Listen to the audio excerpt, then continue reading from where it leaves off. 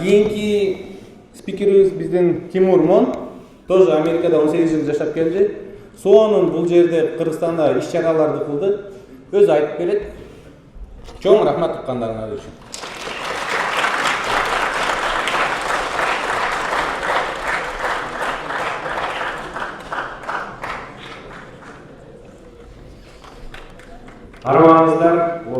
Арыбаңыздар, урматтуу туугандар.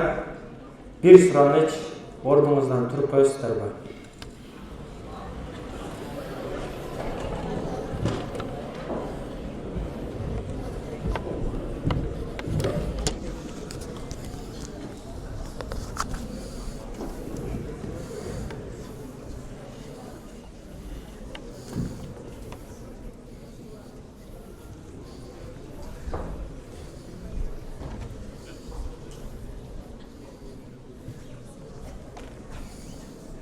Hello, good afternoon. Саламатсызбы, мераба, como estás, bonjour. Силер бул жакта татынакай болуп турсаңар, топ көйгөй жок болуп турганыңыздар. Бир аябай чоң себеби бул биздин урматтуу алтын апаларыбыз жана аталарыбыз. Ошондуктан азыр баардыгыбыз көздү жумуп туруп, кеңге уялбай эле жумула, эч ким силерди башыңарга чекпейт. Мен карап турам. Мен 10 секунд санайм, силер деген ат души, чын жүрөктөн, накта кыргызча колду чабабыз. Даярсыңарбы? 10 секунд. Ой, отурбагыла. Кой. Эмили баштадык. Кеттик. 1, 2, 3, 4, 5.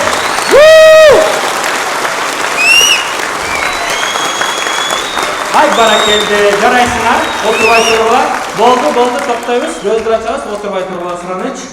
Биякта мен караган боюнча пенсионерлер аз экен, ошондуктан туруп турсаңар зор болот. Экинчиден, биздин ата-энелерибиз бизге аябай көп тарбия берет. Ата-энелерибизден тышкары экинчи тарбияны ким берет?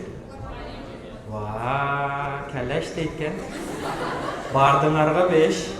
Эми мугалимдер үчүн 10 секунд чын жүрөктөн каттуу кыйкыр өкүрүп костюмдар чечип кол чапкыла. Кеттик. 1, 2, 3, 4, 5, 6, 7, 8, 9, 10. Жарайт. Аз заматсыңар. Карабач Кыргызстан келечеги кандай жаркырап турат. Үчүнчүдөн, ата-энелерибиздин жана мугалимдерибиздин эмгеги ысырап болбош үчүн силерге окшогон татынакай, акылдуу, эмгекчил, боорукер, ыймандуу жана соп-сонун окуучуларыбыз бар. Эми деген өзүңөр үчүн, керектериңерди байкадым, ата-энеге кол чап десе. Эчтеке болбойт. Ар бири жашоо ар кандай болот. Мугалим десе, бирөө отуруп алды. Түшүнөм. Чын эле жашоо ар кандай болот. Эң жок дегенде өзүңөрдү жек көрбөйсүңөр деп ишенем. Өзүңөр үчүн 15 секунд кыйкырып, өкүрүп, костюмуңарды бияка ыргытсаңар болот. Кеттик. 1, 2, 3, 4, 5, 6, 7, 8, 9, 10, 11, 12, 13, 14, 15. Жарайт. Эми мен англис тилинде эми десем эле кайра эле отуруп аласыңар да. Ай, тооба. Эми мен англис тилинде санды айтам. 1 десем, битте жолу кол чабасыңар. 2 десем, 2 жолу кол чабасыңар. 3 десем, 4 тамаша. 3 жолу кол чабасыңар. Даярсыздарбы? 1, 2, 3, 2, 1, 2, 0. Бардыңарга 2 отургула. 0 деген 0 болот. Чоң рахмат, отургула. Мага деген 1 волонтер керек, 1 жардамчы керек, срочно. Мага бул деле жакты, негизи. Алло. Волонтер, срочно. Келиңиз, мындай келе бериңиз. Келиңиз чоңуз. Кол чаппайсыңарбы, урматтуулар? Саламатсызбы? Атыңыз ким болот? Асема. Биз деген 2 жумадан бери жолдо жүрөбүз. Ар бир окчу акча таратып ушу акыркы калды меңиз. Чоң рахмат, отура бериңиз. За что? За что дейт? За что? Анан айтып берем, отуруңуз. Отура бериңиз. Чоң рахмат, кол чапкыла.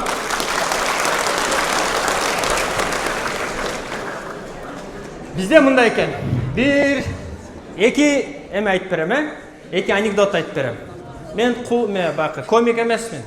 Мен азыр өзүм жөнүндө деле айтып берем, бирок эки анекдот айтып берейин. Биринчиси, бирөө чөгүп атыптыр. Анан ай Алла, мени сактачы дейт. Анын жанынан кайгы өтүп барат. Байке, жүрбөйсүзбү десе, жок, мен Кудай сактайт дейт. Базар жок деп кетип калат. Анан кайра суранат, Кудай мени сактачы дейт, анан чоңураак ак кеме келет. Ай жигит отур десе, жок, мен Кудай сактайт дейт, анан ошентип өлүп калат. Бир жол жардам берсем албайсың, экинчи жол жардам бербесем албайсың дейт да. Мүмкүнчүлүк деле ошондой болот. Ар дайым мүмкүнчүлүгү келет, отуруп алып, алма пыш, озмо түш деп отурасың. Экинчиден, бирөө рум тур деп коет го, өзүнүн квартирасын көрсөткөндө эле, бирөө бир күнү тозокту көрсөтмүш. Тозокко барса, эки казан бар экен. Бирөөсү жабык экен. Бул эмне жабык десе, бул жактын калкы чыкса эле, бирөө чыгып кетсе эле, артынан шүмшүктөр баарын тартып кетет дейт. Дейт. А булчу десе, бул биздин жалаптыктар дейт. Кудай сактасын, бирөө чыкса дейт, баардыгы артка тартат дейт. Күлкүнүчтүү эмес. Бул анекдот эмес, күлбөгүлө. Ыйлагыла. Чын, аябай жүрөк ооруйт. Азыр кыз чыкты, волонтер керек десем, баардыгыңар отурасыңар. Мен билем эмнеге отурасыңар. Мен деле ошол окуучу болчумун. Мен азыр Кудай сактасын аякка чыксам, шерменде болом. Мени билеттирет, уят кылат мени. Сүйлөгөн нерселер сүйлөттүрөт, кээде ырдатып салат сенден битта шиңгилдеп. Турабы? Ушинтип бар келет да ойго. Кудай мен жөн отур. Жана деп турсаң, жаныңда досуң отур, отур дейт. Баягы тозокто эле отур дейт. Экөөбүз уят болобуз дейт. Анын тиешеси силерге жок. Сиз чыктыңыз. Билген жоксуз азыр мен сизди эмне кылам. Турабы? Уже келип аткансыз, барбай эле койсом, эмне бела чыгып алдым деп. Жок жөн айтып атам да. Калп эле боло бербешпи? Көрсө кээде жашоо, Бак, ой, повезло дейт, Ой, повезло дей беребиз го. Андай эмес. Адамга мүмкүнчүлүк келгенде ал мындай жан талашып алганда ошондо возможно повезет да. Ошон үчүн ар дайым алдыдан отургула. Сиз мисалы артта отурсаңыз, биринчиден сизди көрбөйт элем. Сиз келгиче бияктан бирөө чыга калмак да. Мени ошону апам аябай үйрөткөн. Балам дейт. Түшүнбөй атсаң да алдына отур дейт. Как минимум телефон чукулгандан уяласыз. Бир жолу ушинтип алдына отуруп алдым эле, кыйын болуп уктап калыптым. Студент, компьютер ойнойсуң, кыйын боло бересиң, ошентип тургузат, бардым мен отурам. Барды кол чапты эле, чоочуп койгонуп кеттим. Ошондон бери коркуп болуп калдым деле, тамаша. Ошондуктан мындай мүмкүнчүлүктөр келгенде эч качан аны алгандан уялбаш керек, коркпош керек. Аякта эмне мени күтүп атат, шерменде боломбу, болбоймбу деп. Ниетиңер таза болсо, Кудай кааласа баары жакшы болот. Менин атым Тимур Турдубаев Мон, менин атам Базар Коргондон болот, апам Сузактан болот. Ата-энеме чоң рахмат. Ата-энеме мен аябай ыраазымын. Анткени алар чоң рахмат. Эртешиңер да. Мен билем, мен бияка келип чыкканда баарыңар эле карап, бул орус азыр мага эмнени айтат дейсиң. Негизи мен 100% кыргызмын, силер анча окшошпой калыптырсыңар. Негизи. Тамаша. Тарынып кат жазбагыла президентке. Кыска, мен азыр убактымды коюп коеюн, анткени бизде деген философтор айтат. Көп сөз сөгүнбөгүлө. Түшүндүңөр, кыска кылайлы, 15 минут силерге берейин. Биз деген 2 жумадан бери гастроль сактып эле жолдо жүрөбүз, бизде эле энергия түгөндү, единица бүттү, интернет бүттү. Ошондуктан азыр көрүнүп атабы силерге?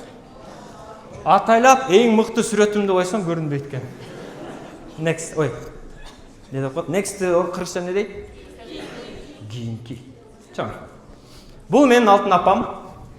Апам деген 99-жылы Америкага кетет. Бул жакта жүргөндө аябай мыкты тиш доктор болчу. Андан кийин тиш докторлор кереги жок болуп калганда аябай мыкты. Мен полотенцем бурып бериптирм. Силердин энергияң аябай күчтүү өктөнүп кетип атпайбызбы бу жакта? Апам деген 99-жылы Америка барат. Бул жакта кыйын коммерсант болчу. 2 машинасы бар эле, 5 комнат квартирасы бар эле, 3 баласы тең аябай мыкты мектептерде окучу. Жалгыз болчу, ата-энем экөө ажырашып кеткен. Жашоодо кандай болот? Өмүр бою атамга тарынып жүрдүм. Көрсө атам деген аябай сонун адам болчу экен. Мен деле чоңойгондо машина алып берем, үй алып берем дедим эле. 3-4 жыл мурун төө ашы жолунан каза болуп кетти. МАЗ фурайдан адам сүзүп кетти. Ошого карабастан атам заявление жазган жок. Бул жаш бала дейт. Эмне болсо да жашоо салында деп, ошентип атам өтүп кетти. Ошондуктан атаңарга, апаңарга тарынганды токтоткула. Макул бала багыш өтө кыйын экен. Анан аябай соң екен, бір нәрсе айтсам да болса бересің. Ошо 99-жылы апам Америкаға барады. Америкаға барса бір қырғыз таксист тосып алады. Аяқта деген апамда интернет жоқ, таныш жоқ, ақша жоқ, тил жоқ, ештеңе жоқ. Бір эле желание бар, ушу 3 балама соны билим берейин деп. Ал жаққа барады, ана бір қырғыз байке айтады: "О, мен сізді жеткізіп қоямын" дейді. Қай қарасыз десе, ушул жаққа барамын, ушул десе, анан кейін ал болса шүмшік. Мына мисал бул жақтан нар жаққа барса, ал болса тегеренип, счетчикмен иштечи да мурун такси. Тегеренип апамдын бүт акчасын алып алган. Биздин урматтуу кыргыз байкелерибиз. Анан ошого карабастан апам барып туалет тазалайт. Жаш балдарды карайт, кампирлерди карайт.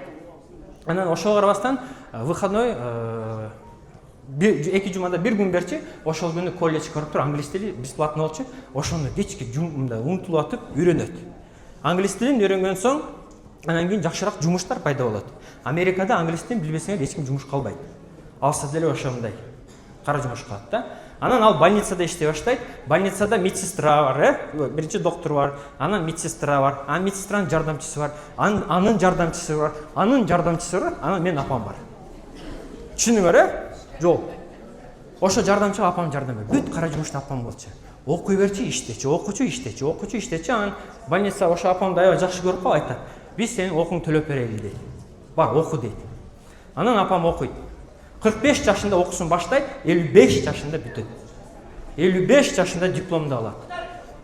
Отур! Тамаша. Тамаша бара бергиле. Урушпа эле, лачы кетсе кете берсин. А так отур деле.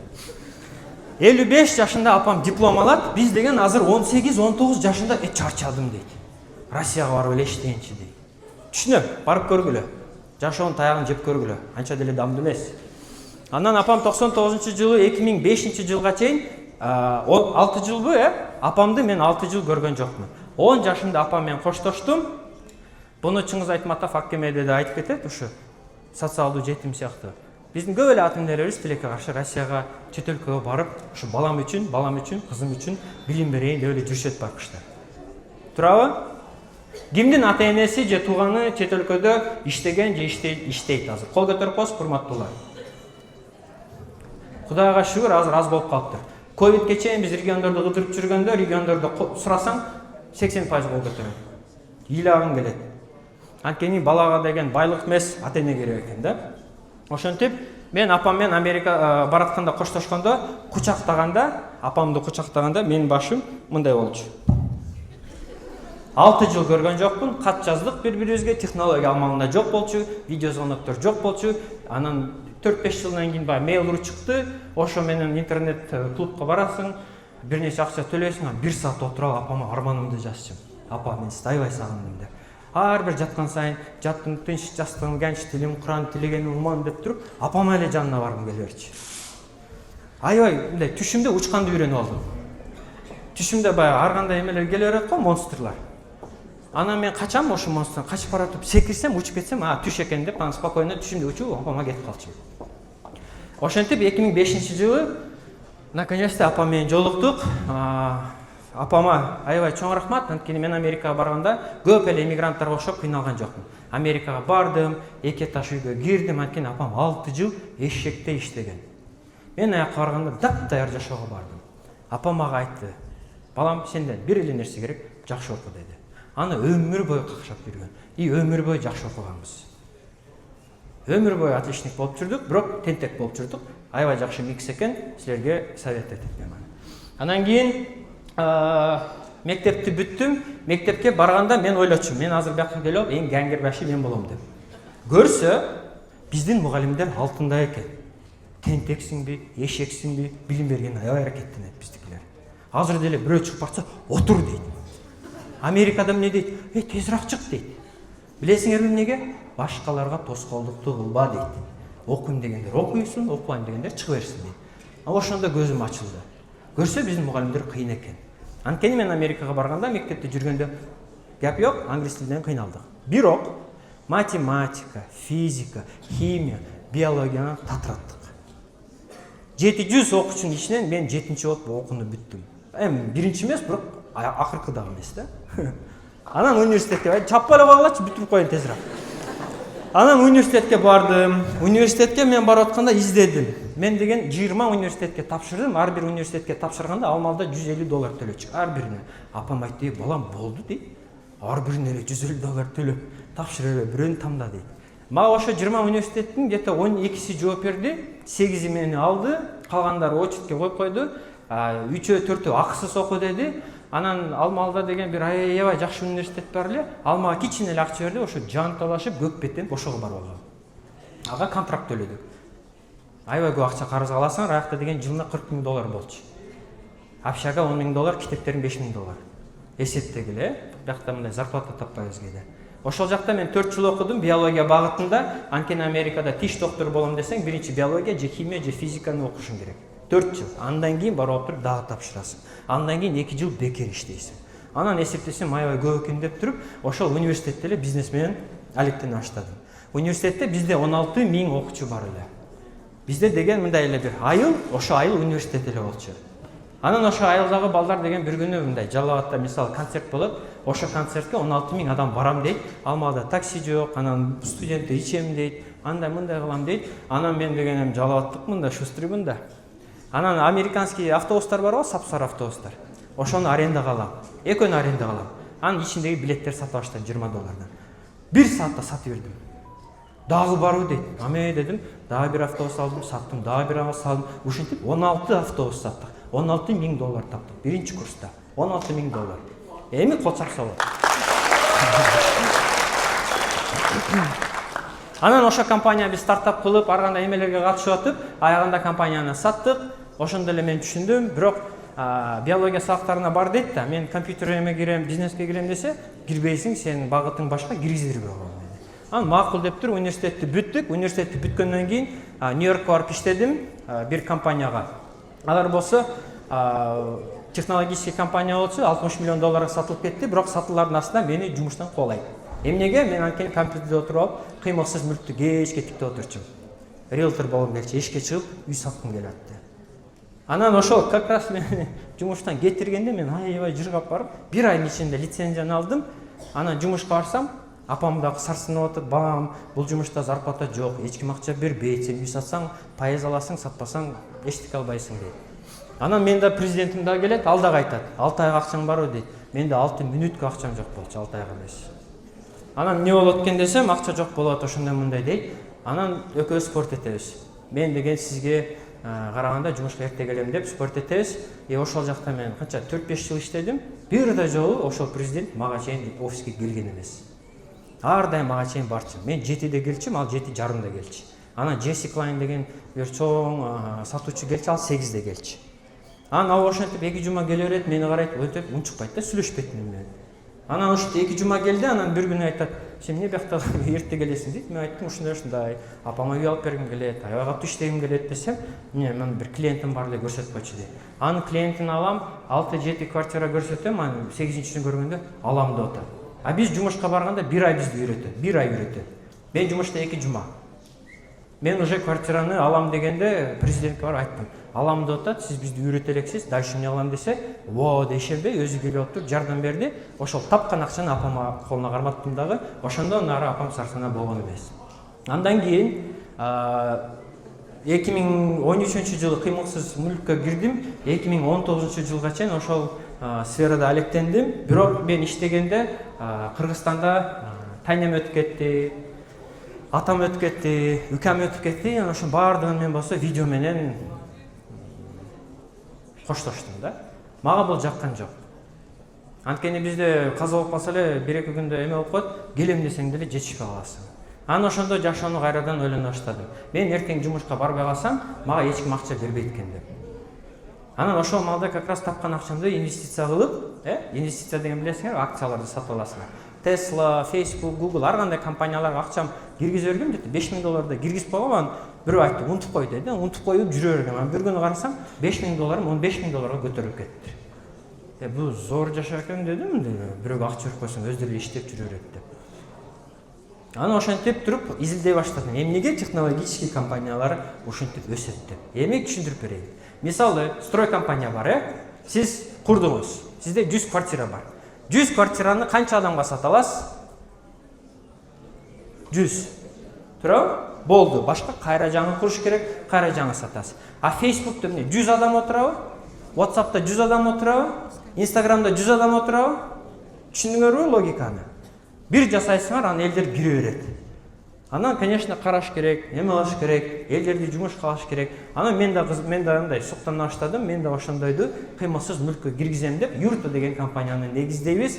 Анын миссиясы жөнөкөй эле элдерге квартираны эртерээк көрсөтөлү деген үмүттөнүп, Кыргызстандагы программисттерди жумушка алабыз.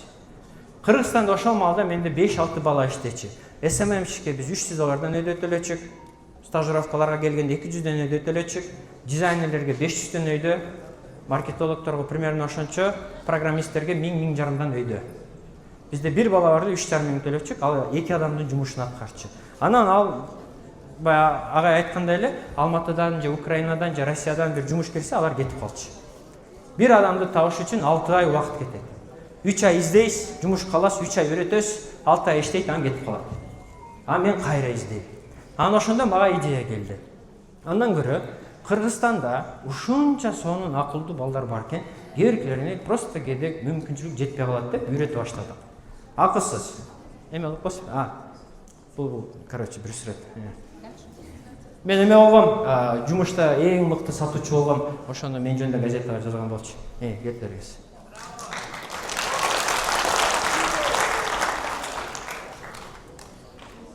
Кайра ойдырак кылып да ойдой. Биз ошентип апамдын аты Жылдыз, анан Жылдыз академия деп ачтык. Анткени мен ойлогом апама окшош эмгекчил, аябай сонун кыздар, балдар региондордо толтура, просто аларга кичине мүмкүнчүлүк жетпей калды, же интернет жетпей калды, же технология жетпей калды деп бекер сабак беребиз. Эркебек агайыбыз менен Келечек 1 деген группаны ачып, 500 адам жөнөтөт, ошонун ичинен 100 адамды алабыз.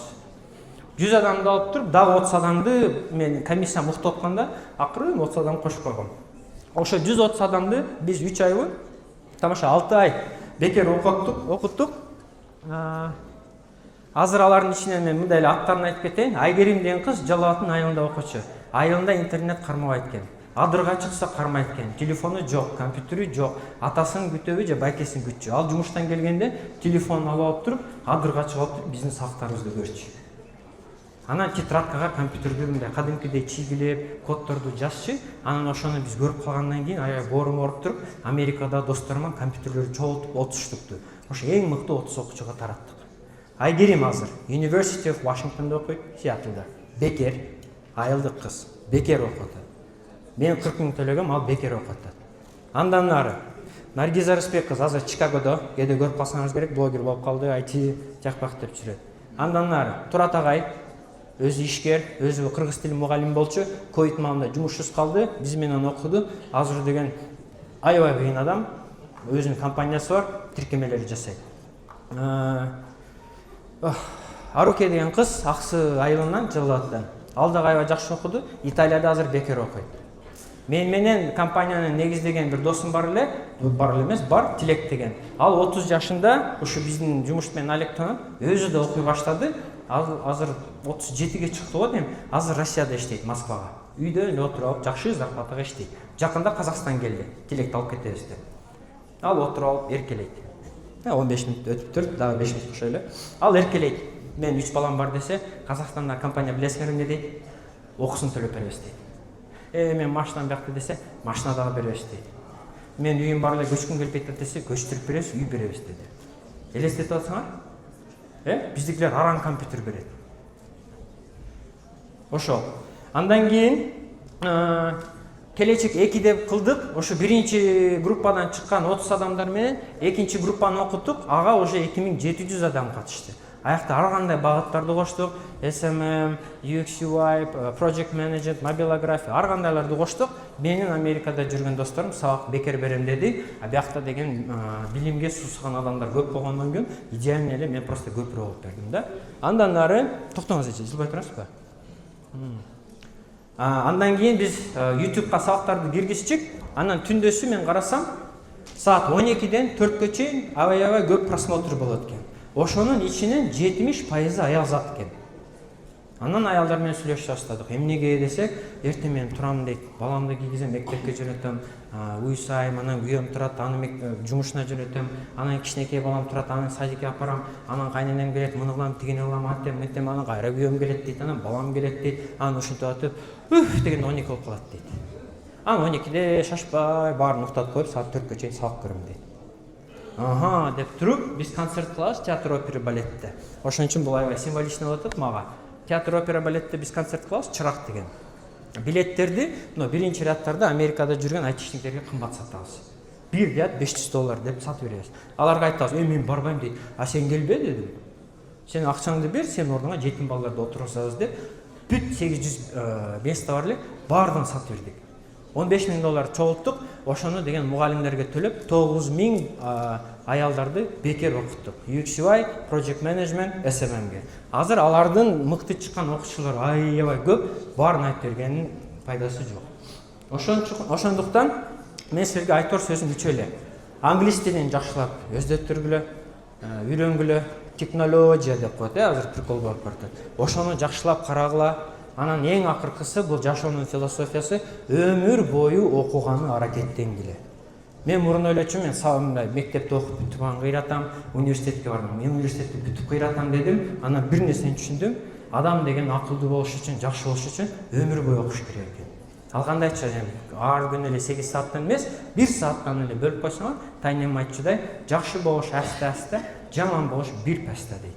Билим накта ушул сөздүн эмесине келет да. Сен бир күндө эле кыйратып гений болуп кетпейсиң. Бир күндө деген көп нерсе алмашпайт. Бирок ар күнү силерге Кудай берип аткан күн бул силерге белек болот. Ошо белекти силер кандай колдонсоңор, ошондой болот да. Анан англис тили эмнеге аябай керек десеңер, Гарвард, Стэнфорд, MIT деген университетти билесиңерби? Кайсы тилинде сабак берет? Туура. Сен мисалы ошол жакты бүтүрүп алып туруп, Кыргызстанда компанияга иштесеңер, айлыгы кайсыл акча менен берет? Сом менен төлөйбү? Туура. Россияга иштесеңер, рубль менен төлөйт. Туурабы? Америкага иштесеңер эмне менен төлөйт? Айтып коесузбу, артта кала уктап калышыптыр. $. Туура. Кол чапкан эле жигит. Ошол андан кийин ошол англис тили менен силер деген мисалы ар кандай жумуштар ачылат. Апам эле айтып кеткендей, ал англис тилин билбегенде кандай кара жумушта болду, англис тилин билгенден кийин азыр больницада иштейт. IT деген эми ал түшүнүктүү. Кечке эле сайрап жүрөргөн пайдасы да жок. Үчүнчүдөн информацияга доступ пайда болот. Силер мисалы бир маалыматты алайын десеңер, бир изилдемени окуйн десеңер, же бир компания жөнүндө бир нерсени изилдесеңер, англис тилинде издейсиңер да. Кыргыз тилинде биз кадимкидей Бекбарбиевдин Татнакайым деген ырынын гитаранын аккордун таппайсыз. Анткени эч ким киргизбейт. Америкада 300 миллион адам жашайт, Европа, дүйнөдө толтур адам англис тилин сөйлөгөн үчүн бир жаңы технология, же жаңы бир нерсе чыкса эле элдер сразу YouTube'га киргизет го, өзүңөр деле көрүп атасыңар. Андан кийин аны биздин орус байкелерибиз же индус туугандарыбыз алып туруп которуп берет. Андан кийин кээде кыргыздар которот да ушундай жаңы маалыматтарды. Ошондуктан англис тилин билсеңер, силерге деген доступ аябай дүйнө ачылат да, билимден дүйнөсү ачылат. Анан эң акыркысы, мындай жок дегенде болсо, кимдин американец досу бар, кол көтөргүлө. Машалла. Кимдин бразилец досу бар? Базар жок.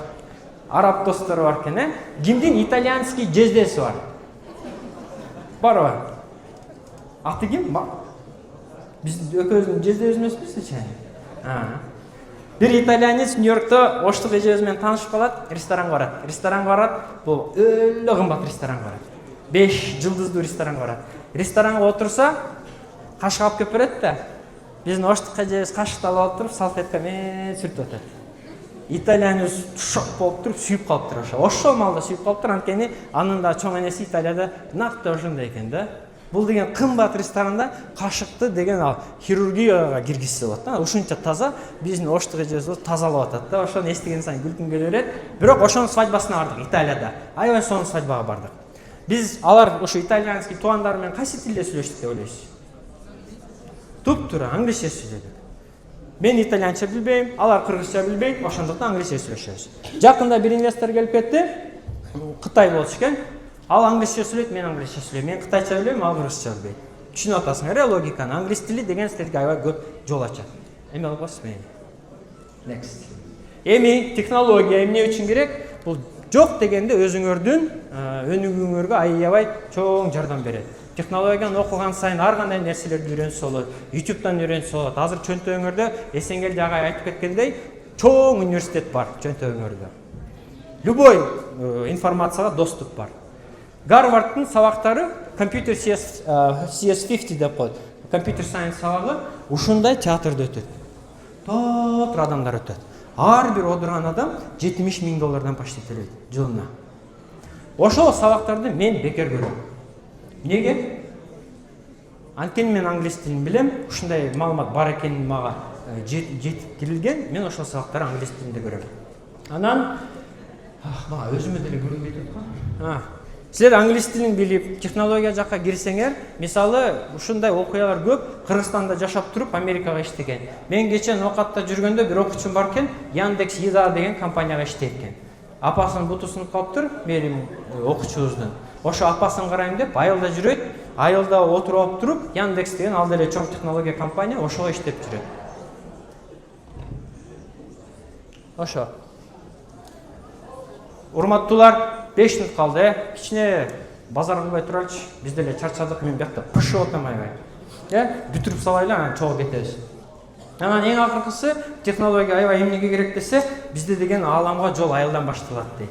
Бардыгыбыз эле айылдан кеткибиз келет, айылдан кеткибиз келет. Бирок адам деген ийгиликке жеткенде билесиңерби эмне дейт экен?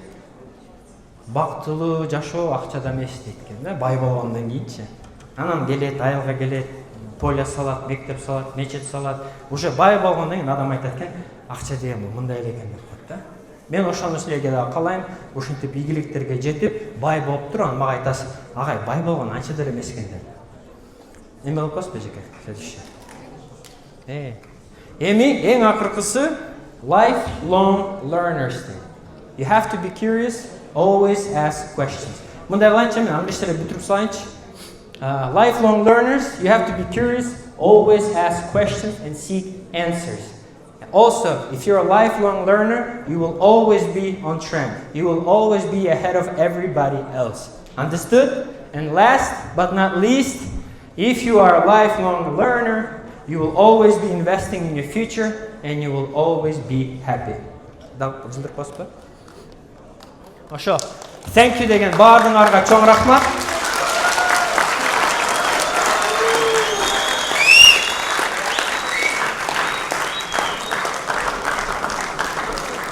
Жашоодо мен билишим боюнча эң сексуалдуу нерсе билесиңерби эмне? Кечиресиз. Билимдүү адам. Буга эчтеке жетпейт экен. Силер деген билимдүү болсоңор, боюңар бийик болот экен. Төшүңөр чоң болот экен. Чын. Анан билимдүү болсоң акчаң көп болот экен. Акчаң көп болсо сени сүйгөн кыздар көп болот экен. Чын. Мындай силерге сөзүм жетпесе, жок деген ушуну алып алгыла. Билим менен курсаңар ачпайт. Билим менен эч качан жоолбойсуңар. Бир дагы апа кызына келип алып туруп айтпайт. Ону гангербашка эле чыга берчи деп эч кандай апа эч качан айтпайт.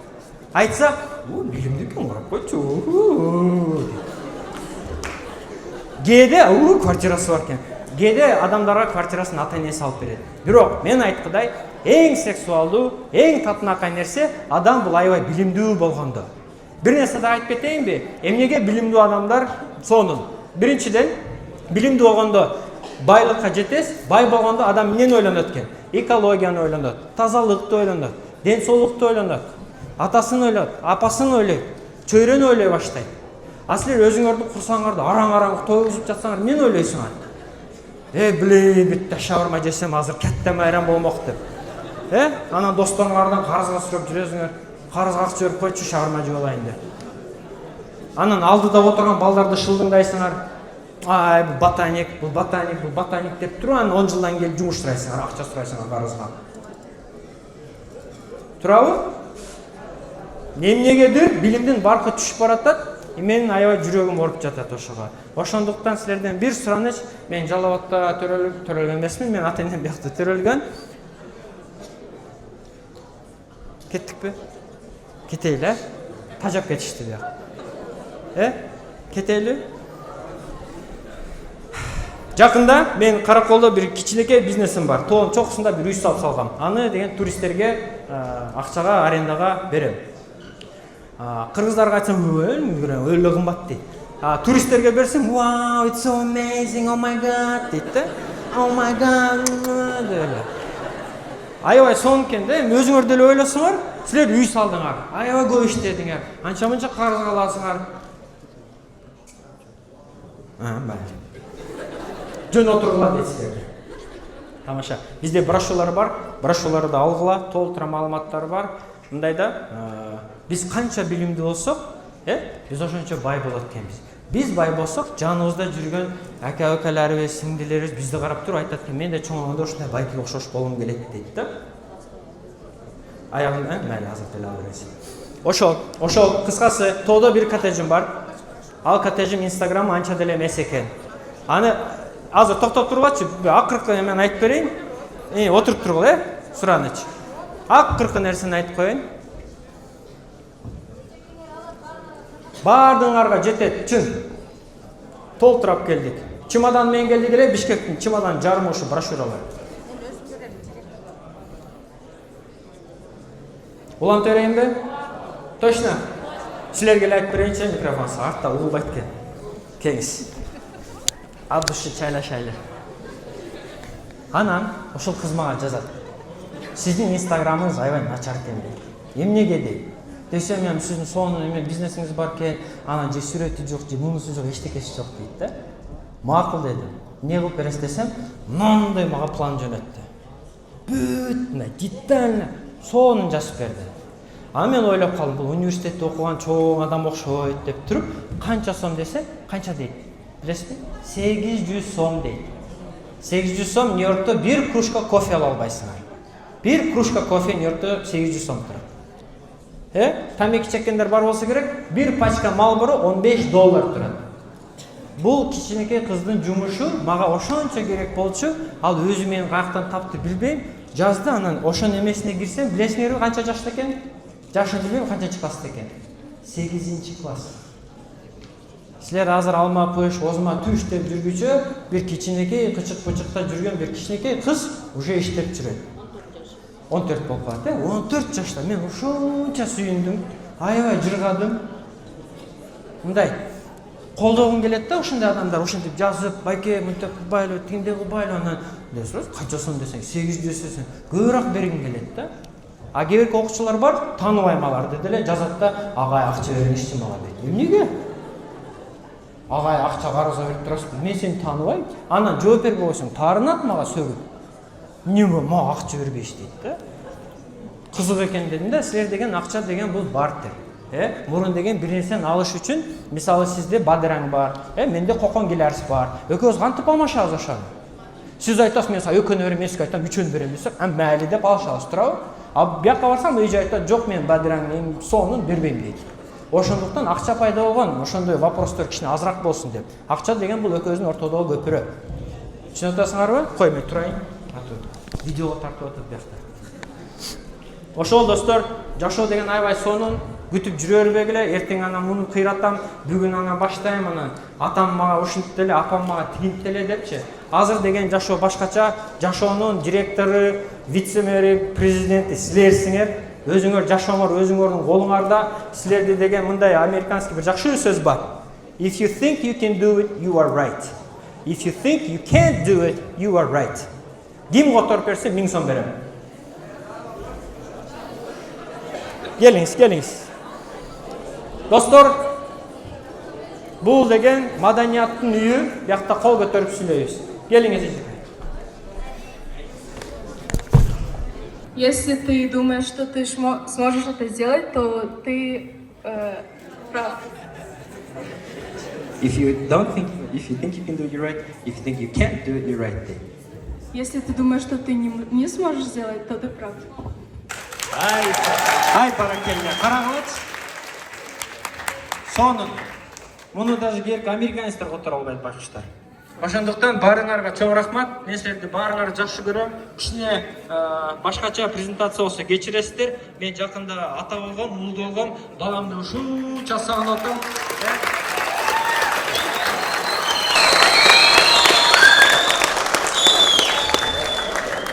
Алла разы болсын. Кыргызстанда дүңгүрөткүлө, суранычы, дүңгүрөткүлө. Чет өлкөгө барганда баке кулаңызды жаап турасызбы сураныч. Мугалимдер кулаңызды жаап туруп бир акыркы бир сөздү айтып коюн, ака катары айтайын, көтүңөрдү кысып катты окугула.